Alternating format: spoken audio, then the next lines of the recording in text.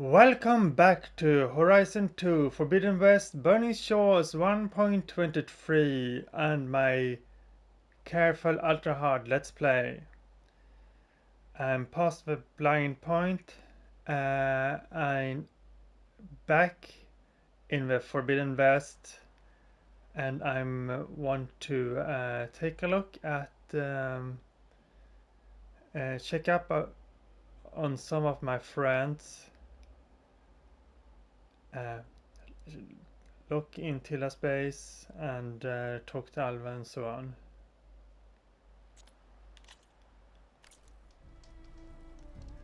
And on my way, I want to take the time to talk about some other things. When I started to do this Let's Play, I thought that it would be so much time to cover everything that I wanted to talk about, but time has flown by, and it's of course easy to get distracted by lots of machines on the way. So let's see here. There's a settlement right ahead. We could start by looking there.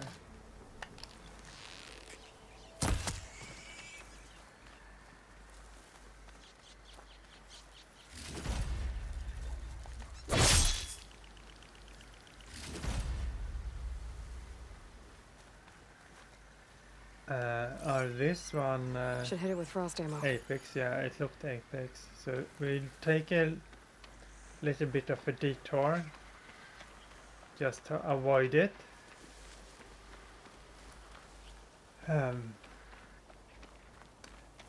When I did the Forbidden West main game,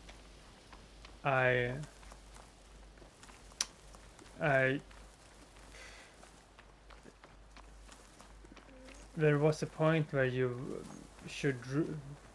could play a part in resolve a conflict in the desert clan between Drakka and another person that I managed to forget the name of. So let's check the character bios.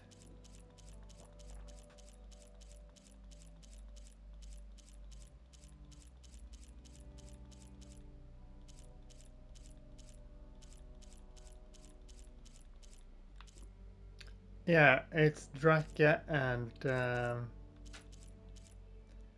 Yarra. So I think, yeah. I don't think I'll play you at Strike. I think I did the same thing in the ultra hard playthrough. Anyway, both in either case, Drakka would be gone from here.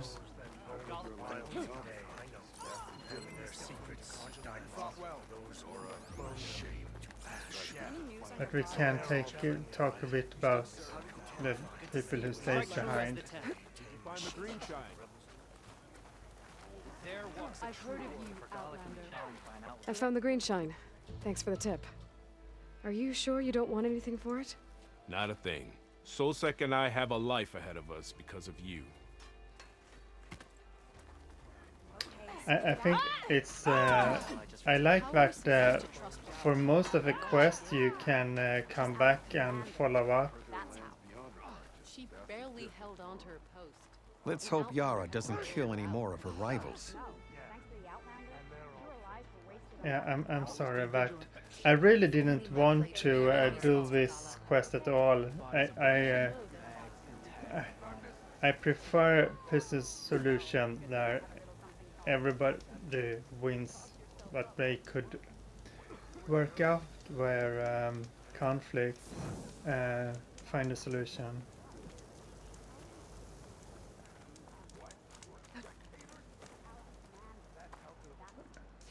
Okay, let's continue then to next place.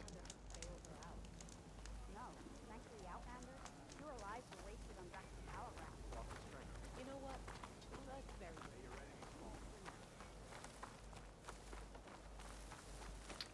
very I mainly wanted to check out on the people who helped me out at the base. So, but there are other settlements on the way, so I could just take the time to see if there are any more people to speak to there also. But the main thing here was to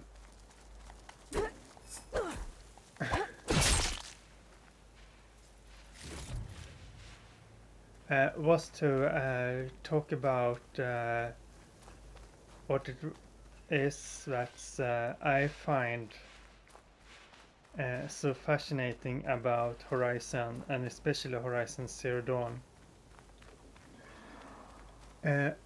I was planning to do a commentary of Horizon Zero Dawn, going through the game and talk about everything that comes up there.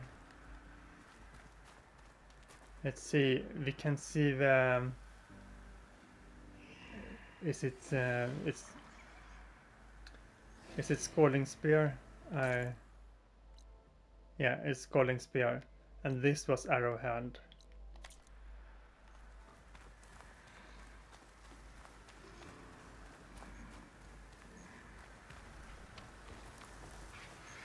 There's a lot of Apex machines here. I'm keeping my distance. So the machines is I mean there are terraforming machines. Why are you running here? I'm on my way away from you. So they are terraforming machines, and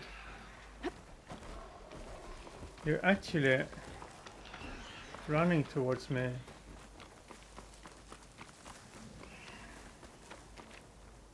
Huh. Right.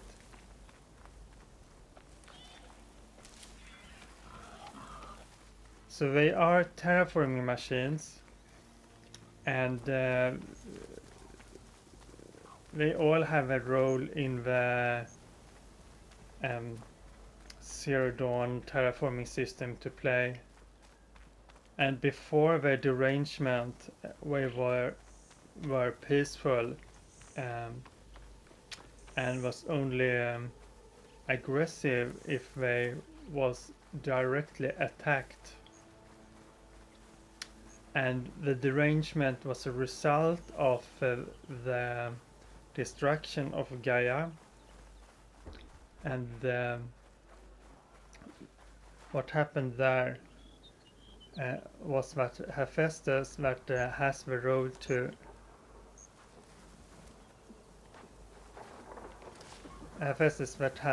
construct the machines using the cauldrons.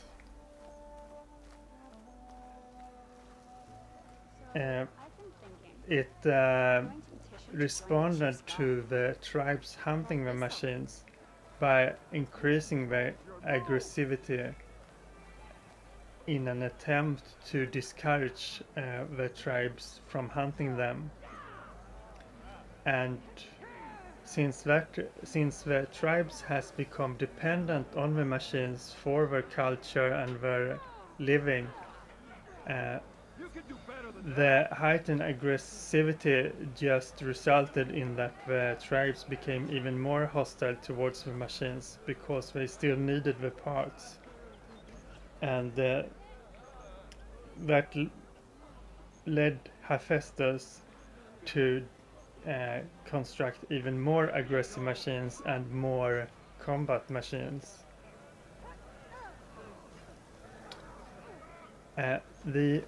We have managed to reconstruct or reboot a copy of Gaia, and build up something that could take over control of Hephaestus again. But Hephaestus has become independent and does not want to be reincorporated.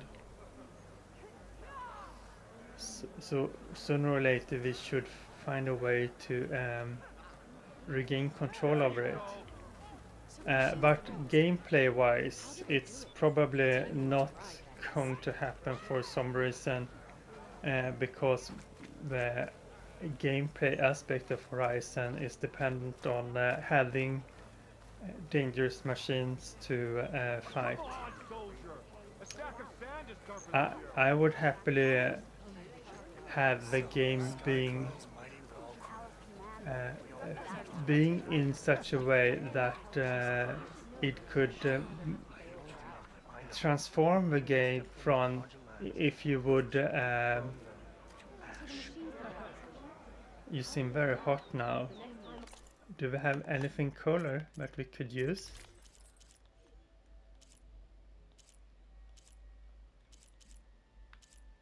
I think that's one of the coolers, but we could use this one for a while.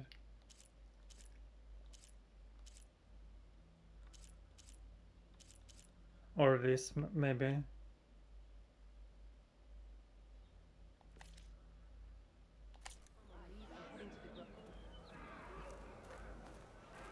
In Horizon Zero Dawn, they often commented on the outfit you wore. It doesn't seem to be the case in Forbidden West. Ah, the wandering outlander. Come, trade. Hi. Do we have things to sell? Some stuff.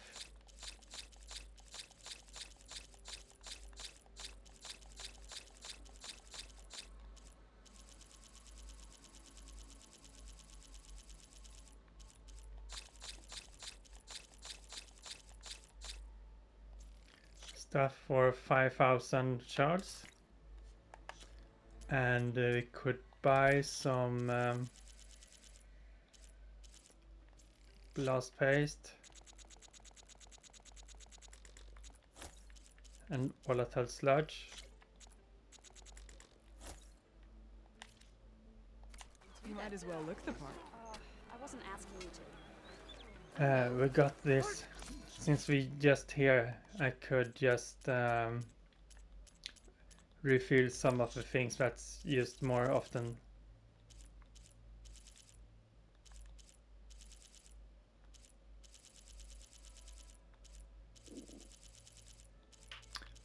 I'm thinking of machine muscles, volatile sludge, and blast paste. You and me guarding the memorial grove. Just going to do this one time.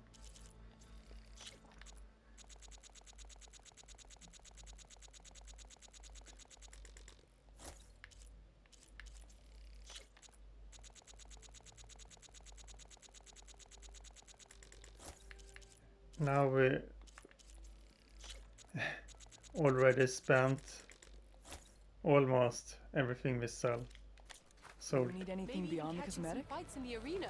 Come on. So, okay, just want to check in on Yarra here. Move, soldier, move! Should be up there in her overlook. So let's go there. Okay, so about Hephaestus.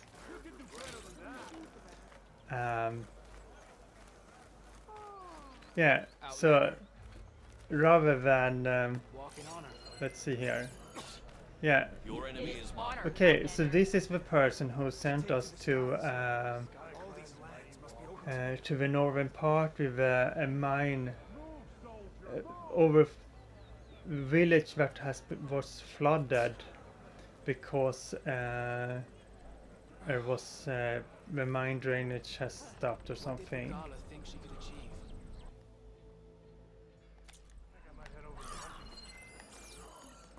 So was it you? Okay. You don't want to talk Fly on to the me. wings of the 10. You are a true soldier.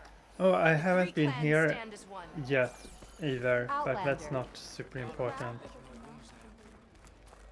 Let's just talk to Yarra. Keep your blade bright. So the Osir, I heard they're the ones behind the carcass contraption. Chief gets his way. Wonder what brings the Chief's champion here. Make Go way with for honor. Hikaru's champion. Don't know why that person is still highlighted. Children want to play strike because of you. Seems to be a bug.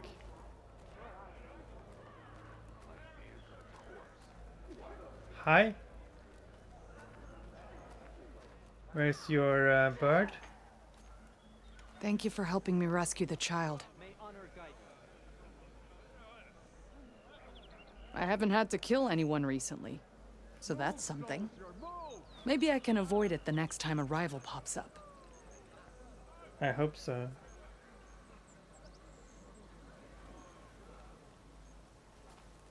Right. That's all. I will continue over the mountain to west, north, west, this direction. Will you stay to hunt down the holdouts? What was I saying? All right, what's wrong? I heard the champion conquered the arena. So I this missed it. might be a healing center, hospital.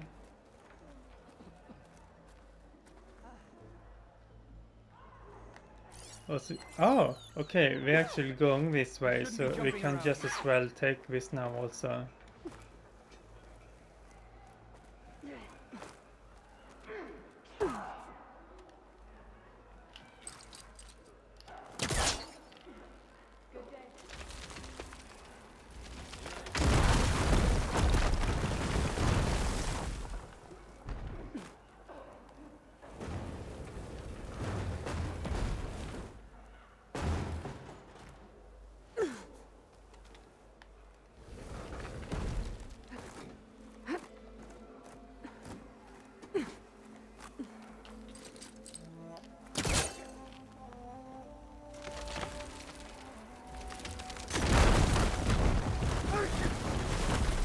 What? Was somebody sneezing? Should be something around here.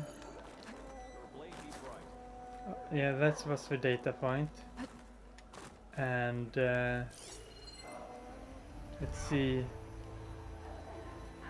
Wasn't there anything else here about besides the data point? Like this?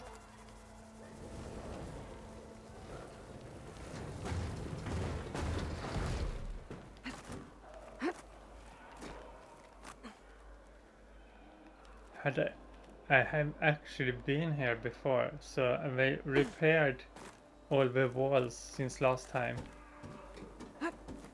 That's interesting. I mean, that's a bug or limitation. Okay, so back to Hephaestus. Generally,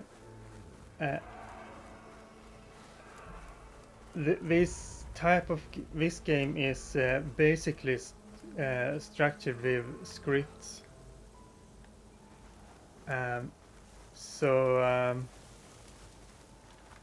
It's not a resource management game, but I think that it would be fascinating and interesting if there was much more based upon systems, and that you could actually help the terraforming system by restoring control over specific regions. So they actually hinted about this about Hephaestus, that it's not a single place or a single entity, that it lives in the network. And that would mean for Horizon 3, for example, that you could regain control of Hephaestus, but only for a specific node in the network. and so that means that you could take control over specific regions, and the machines and cauldrons in that region would then start behaving better, but you would have to go to the next node and capture that part also. A little bit like the way you let's do something that's more sneaky.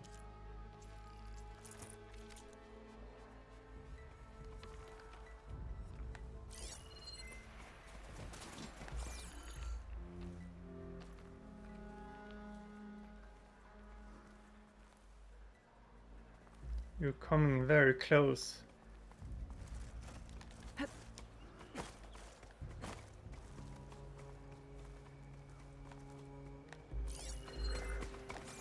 You're coming even more close. Stop following me.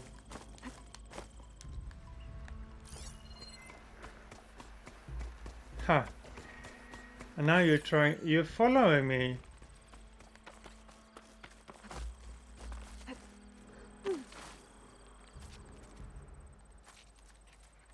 Interesting behavior. I was thinking that it would turn around and go back much sooner than it did, so it must have decided to go to the position where it saw me. Alright, so Hephaestus is a in a network of cauldrons, and we have, by using Elizabeth Sobeck's DNA, we have access to the cauldrons.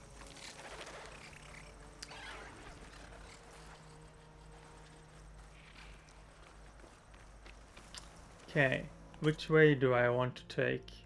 This is not much of a real path. I should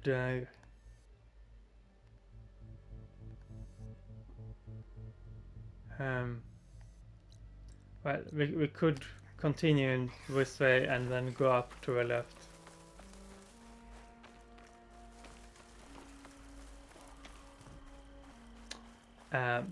So Hephaestus is we did get access to the cauldrons. Oh, they haven't found me yet. By using the DNA.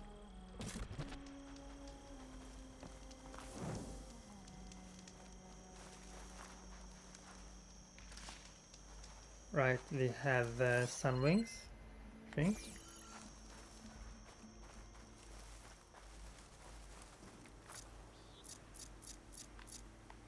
Getting smoke bombs ready, because those can be very persistent.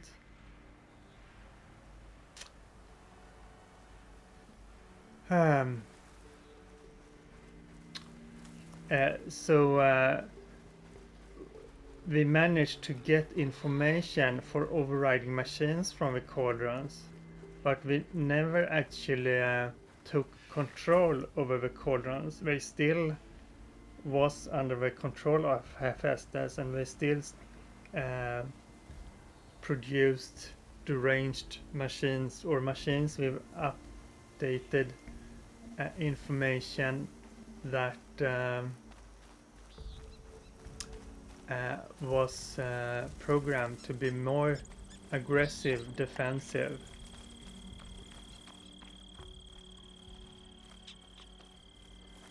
So what we could do, the best thing of course would be to send new instruction through the whole of the network, and in that way gain control of all of the cauldrons. But that would mean that it wouldn't be the Horizon gameplay, so it rather, if it was like this, it would supposedly be that you would you would have to take control over a series of cauldrons, like similar to how we cleansed corrupted zones, but ending up with installing new software in respective cauldron.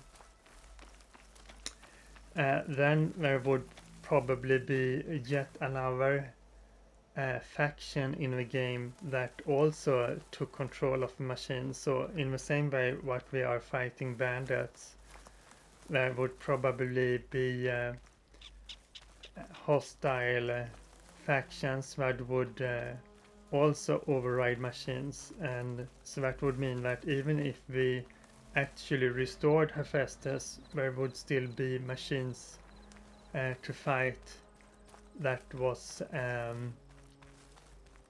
under control of hostile factions, new hostile factions. This far it has been the project, it has been Silence who did it, and in the Burning Shores it was Walter Londra who took control of the machines.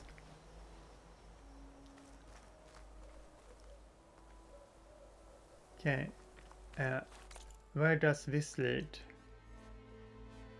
I can take any of the ways here and going to west, but I want to go to the arena, so I should rather hold to the left. Yeah. This is a Horus, Metal Devil, and we know that we can gain access to like EMP, electromagnetic bombs from there. So yeah, the point wasn't that I was going to try to predict what's in the next game. My point is that I personally would prefer something that was much more systemic, so that we could use when we gained control of more of Hephaestus, we could use that as some sort of colony management sim, or something to actually restore the quality of the soil and balance the ecosystems by introducing different types of nutrients and different types of new that's lots of machines here. This doesn't seem to be the best way to get there. Who are you fighting? It must have been Won't get much use out of shock ammo. you're fighting someone, not me. I can't see the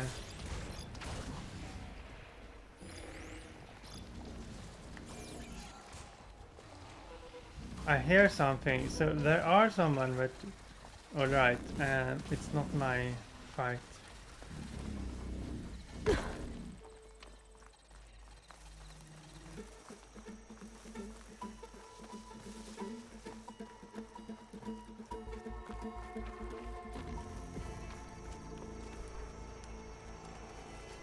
This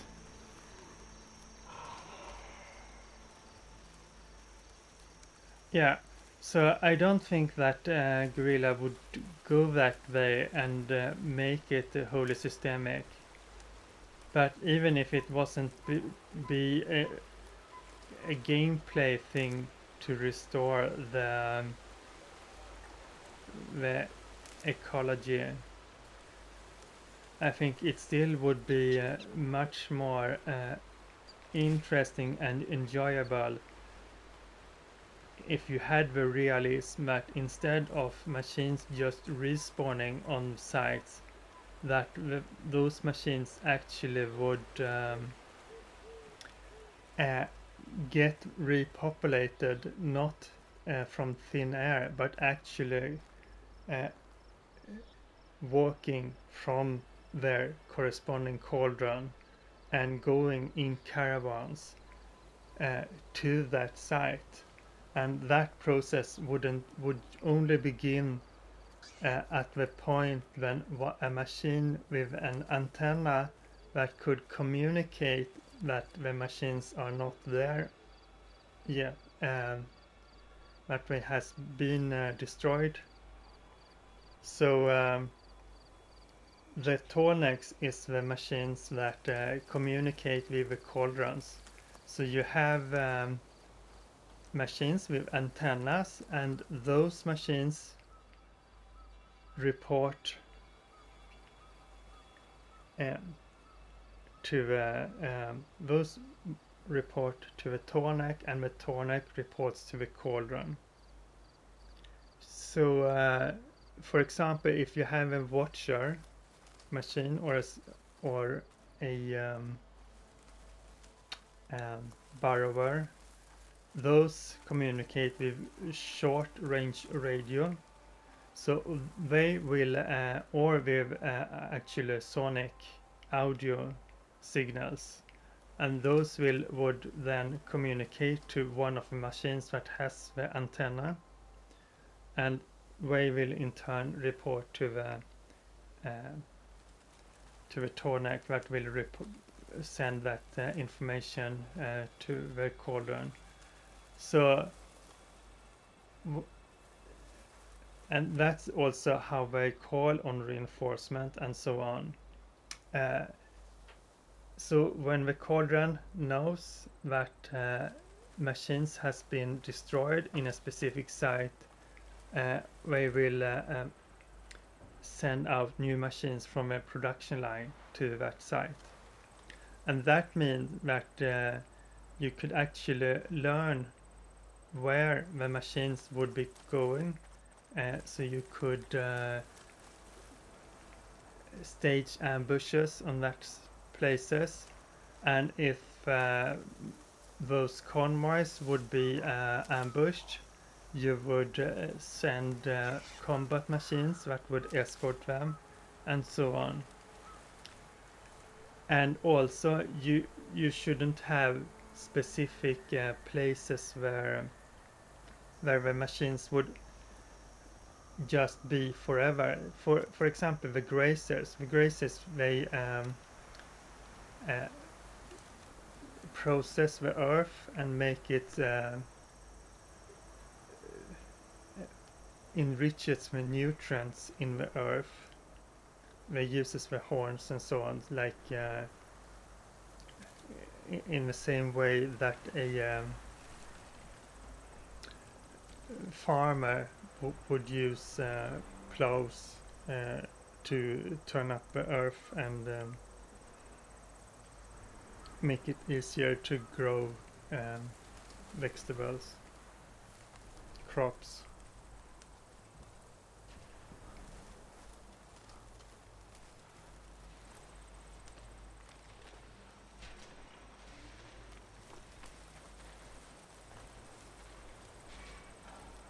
So that would be, I think, much more interesting. So even if the game would be just as today, that it's only about going around doing quests and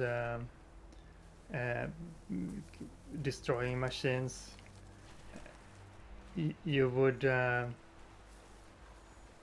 learn more about how machines functions and the whole ecosystems, and you would knew that if the grazers had been in one place, they would migrate to another place to continue to enrich the soils in that place.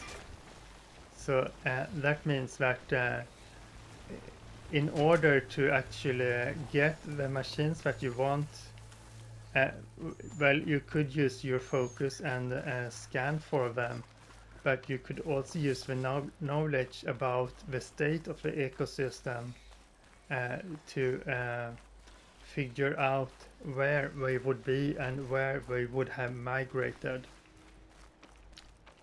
If you was close by, your focus would give that information, because you could of course track them.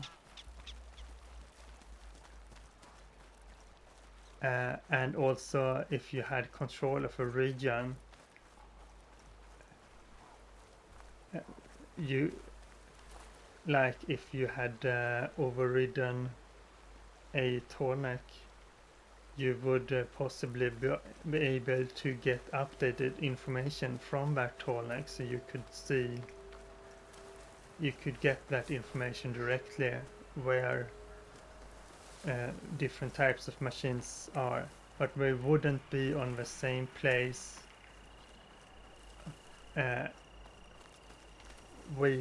from week to week or month to month. If you suppose that the game takes place during just a short amount of time, they would possibly not migrate long.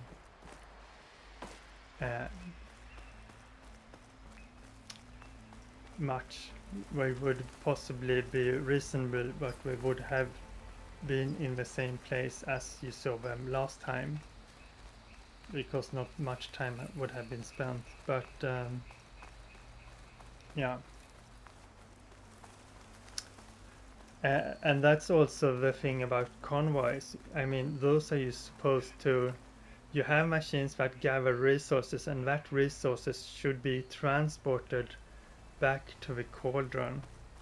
So you would actually see the shell walkers and the behemoths, and also the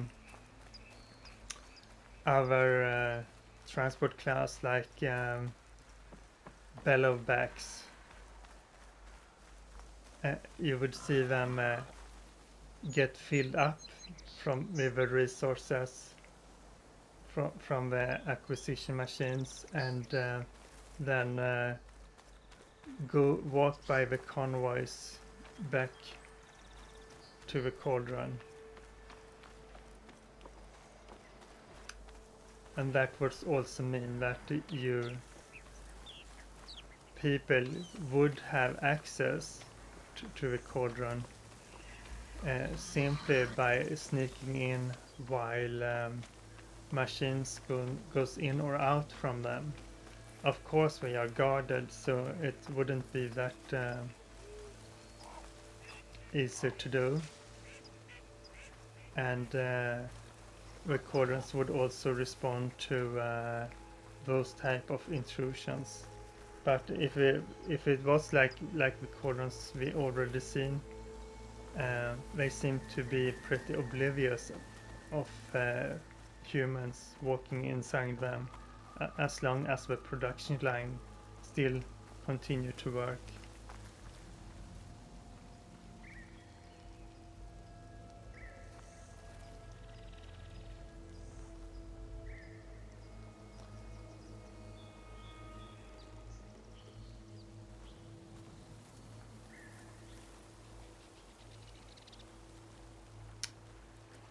So that's a bit of what I mean about systems.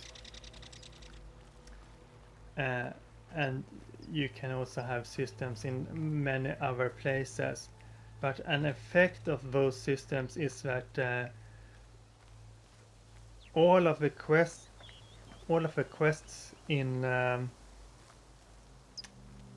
Horizon today has been very strictly scripted in the traditional manner, in decided where the machines are, and how all of the combat arenas or the places of the quests are set up. But if you would do this in a systemic game, it would be much more like how you would do a procedural game, that you couldn't be sure of exactly how what machines would be in a certain place. But that also means that you can use that information to have even more way to manipulate the situation. You really know. So that's a very different way to construct quests. And doing it in a systemic manner. In Hikaro's honor. Okay. But you should know that I got some new pieces since we last went toe-to-toe. Well, good thing I would like that much more, but Talk yourself yeah, up all you that's want. not how this game has been constructed. So it's sort of in direct opposition to the scripted gameplay.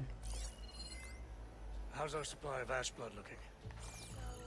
We have enough So to last this until is the we can person march. from the overflown mine. When I'm off duty, I like to watch the fights in the arena. Never got to see anything like that in Bleeding Mark. Bleeding Mark was the place, yes, in the overflooded mine. So I'm just going to say hi to Moments later, the entire grove was filled with lights. Like the days of the first Tenok. Even more. The truth of the visions was revealed to us. Then, we gathered here and listened to Faraday's words. And this was the same message Chief Hekaro saw. Oh yes. Unity against our common struggles. Peace instead of war. I wish I could have seen it. I'm glad that the chief is brave enough to deal with things peacefully. And Aloy, I was just telling Cavo how you revealed the visions after Regala's attack on the coal route. I've always wondered what Chief Hekaro saw and heard the day he conquered the grove. Now we know. I'm sorry you don't get to see it too. It's okay. I know a chaplain who was there. The deeds of the Ten have always inspired us in battle. Now they will guide us towards peace as well. All thanks to you, Aloy.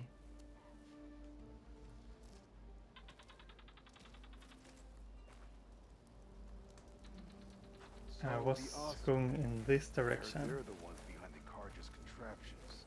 The ballista from Baron Yeah, Eight. so systemic story games is one of my interests because Imagine what else they're capable of. They could build for us. So I have written a lot about it, and I really would like to see more games Aloy? that would use more systems, and especially story systems. Hey. How does it feel to be back with the tribe? It's an adjustment.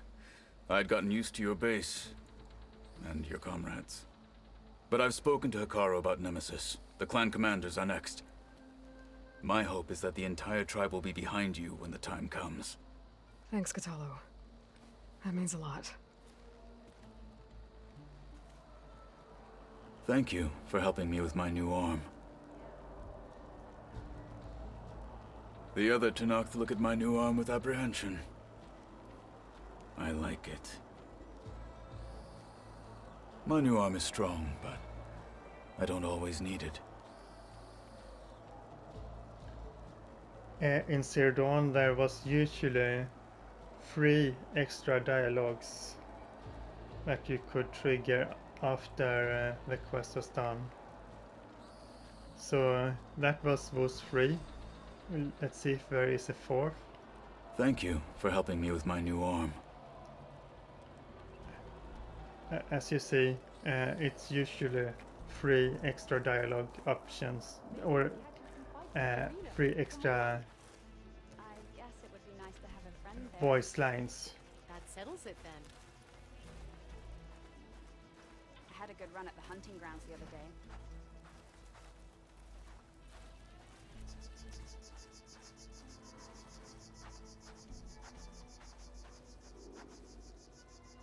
soft sand. Could we do a sand angel here?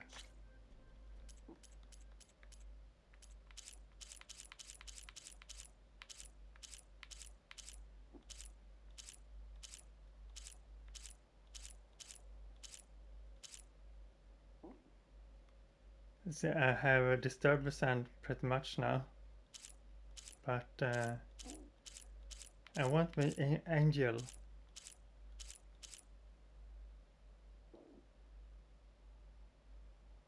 Thank you.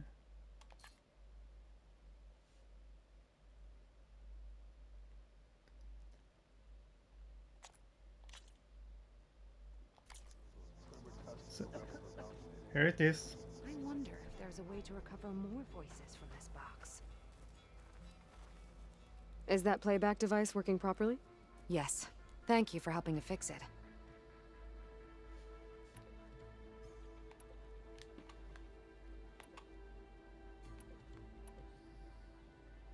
Will the new voices I brought help you?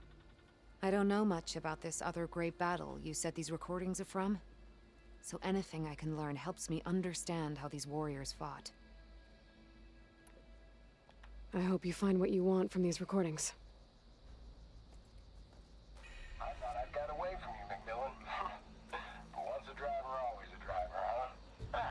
I don't know. Were you ever flight certified? Join JTF-10 for a covert operation deep within the rainforest. I copy that, Control. We are clear for takeoff. The visions. Look at them.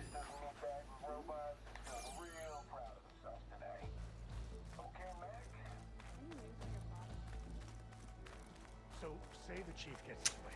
Lasting peace with the Karja. Then what? Trade, maybe? Free passage over the borders? The only Tanakh I know who'd willingly step foot into Karja lands are those who'd burn them to ash. I don't know.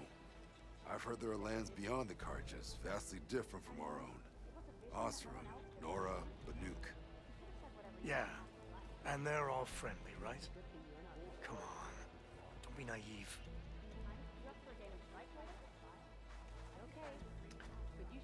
I hope we gave peace a How's our chance. supply of ash blood looking? Well, okay. So that's a bit of about systemic game, but really this is also a part of what I like about the Horizon games, about the terraforming system actually making a lot of sense. It's all connected. Like when you first get into the world and see those machines, it seems to be something that's make no logical sense, and we have seen so many games that have components that they don't explain very much, and we sort of, if you don't know anything about Horizon, you would expect that it doesn't make sense and you should just ignore the contradictions. And then when you find out about the terraforming system, that's and it actually is a consistent and very even, it's even something that you could see would be possible in our world. And that's one of the thing that I love about Horizon, is that it actually makes logical, technological, scientific sense to a much larger degree than you would expect. And that makes Horizon what you would call hard science fiction. Hard science fiction is something where you take care to only include science and technology that follow what we know about the world, that it doesn't break the laws of nature.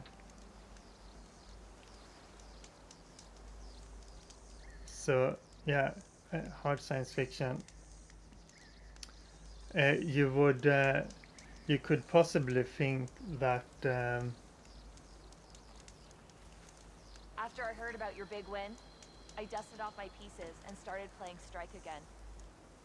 okay, so you could possibly think that if you would design a terraforming system, that you would do it with machines that wouldn't look like animals, and use something that would use a lot, that would do the same job but using much less energy and resources.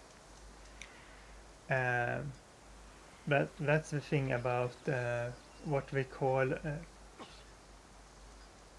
animal morphology, and that's also called biomimicry.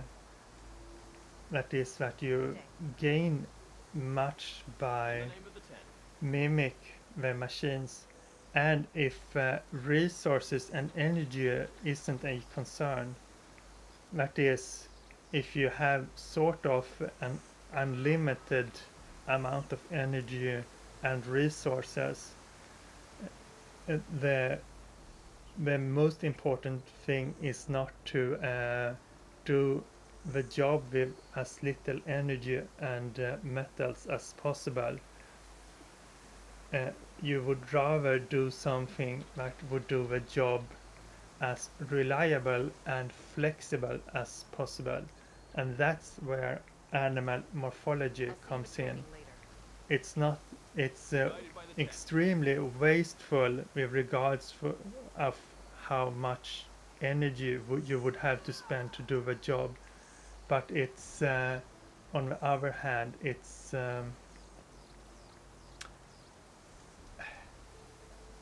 what's called sustainable. That is, that it can adapt to changing conditions, different types of weather, different types of nature, and that's sort of the things that you do in a robot technology, robot science. They have experimented using do stuff by using thousands of small robots, nanorobots, rather than one big to do it. And when you use that technique, it doesn't matter if 99% of those robots doesn't do anything useful. You have an holistic system there that gives an enormous amount of resilience. That's the word, resilience.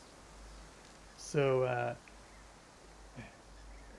if you look at the Hephaestus robots and all the grazers and all the machines running around here, they use a lot of resources and energy, but if you have an unlimited amount of that, it doesn't matter as long as it's constructed in a way that nature constructs.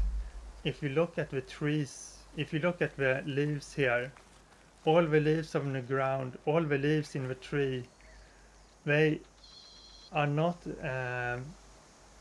reductionistically constructed to only grow where the sun would shine. They grow all over the place, and that means that it's not the most efficient way if you would